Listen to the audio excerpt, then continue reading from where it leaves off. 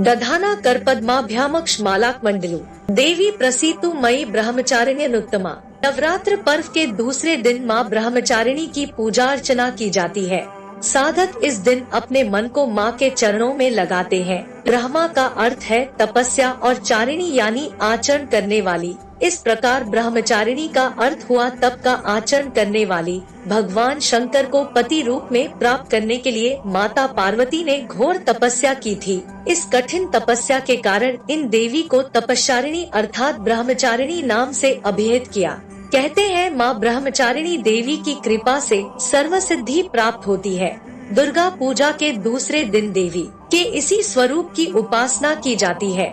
इस देवी की कथा का सार यह है कि जीवन के कठिन संघर्षों में भी मन विचलित नहीं होना चाहिए। पूर्व जन्म में इस देवी ने हिमालय के घर पुत्री रूप में जन्म लिया था और नारद जी के उपदेश से भगवान शंकर जी को पति रूप में प्राप्त करने के लिए घोर तपस्या की थी। इस कठिन तपस्या के कारण इन्हें तपस्यारिणी अर्थात ब्रह्मचारिणी नाम से अभिहित किया गया।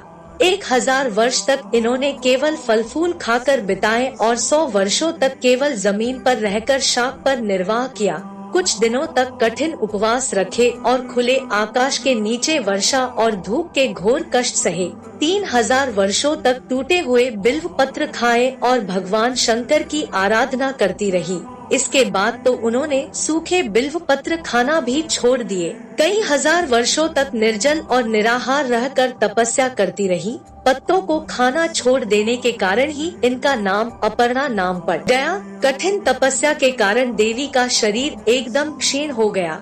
देवता, ऋषि, सिद्धगण, मुनि सभी ने ब्रह्मचारिणी की तपस्या को अभूतपूर्व पुण्य कृत्य बताया, सराहना की और कहा है देवी आज तक किसी ने इस प्रकार की कठोर तपस्या नहीं की।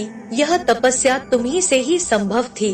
तुम्हारी मनोकामना परिपूर्ण होगी और भगवान चंद्रमौली शिवजी तुम्हें पति रूप में प्राप्त होंगे। अब तपस्या छोड़कर घर लौट जाओ, जल्द ही तुम्हारे पिता तुम्हें बुलाने आ रहे हैं। माँ पार्वती या देवी आदि शक्ति दुर्गा के इसी स्वरूप को देवी ब्रह्मचारिणी के नाम से जाना जाता है।